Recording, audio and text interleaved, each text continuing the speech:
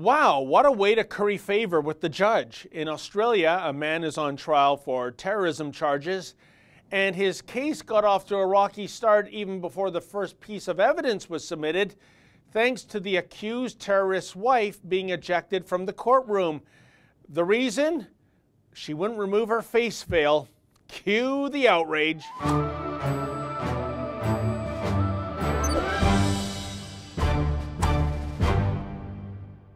Well, kudos to Aussie Judge Christopher Beale for drawing a line in the sand regarding face masks in his courtroom.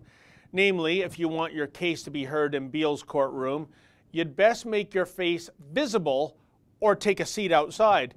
Alas, the shrouded spouse of a man on trial for terrorism chose option number 2, and already the cries of Islamophobia are being screamed throughout the land of Oz, by the usual suspects, of course.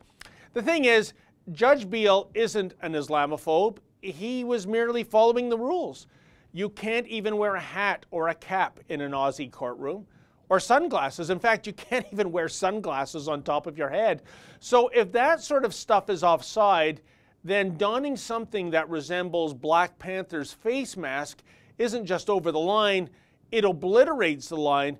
Regardless, several Australian Islamic leaders are frothing mad that the judge is following the rules. For example, Adel Salman, the vice president of the Islamic Council of Victoria, said the judge's decision affected the woman's human rights. Quote, "Wearing the niqab is something that women who wear it take very seriously.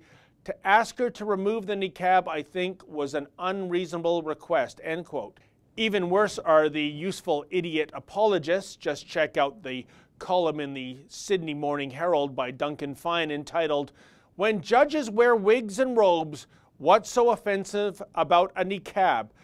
Yes, good old leftist moral equivalence. It is we who have it wrong in the West, whereas those subscribing to fundamentalist Islam are beacons of light and reason. So let us have the tail wag the dog in the name of cultural sensitivity, all of which goes to prove that those jurisdictions that are enacting burqa bans are indeed on the right track in terms of standing up to this sort of Sharia creep. Quebec passed its no face mask law last year, and Denmark is poised to become the latest European country to ban the full Islamic face veil.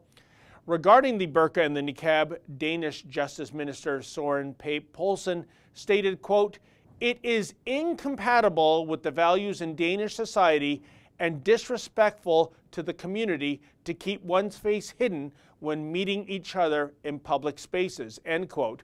Oh, if only we could hear such words emanating from our Prime Minister.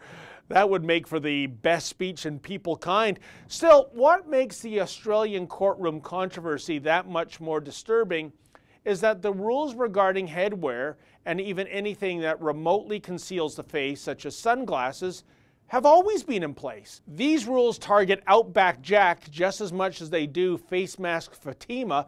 So why is it that we must reinvent the wheel? Why must we show so-called reasonable accommodation to those who have no intention to obey the rules of the Western democracies they reside in, including a woman who's the wife of a man that stands accused of terrorism in the name of Allah? For the Rebel.media, I'm David the Menzoid Menzies. Hey folks, if you like that commentary, please consider becoming a premium subscriber and never miss another Rebel video.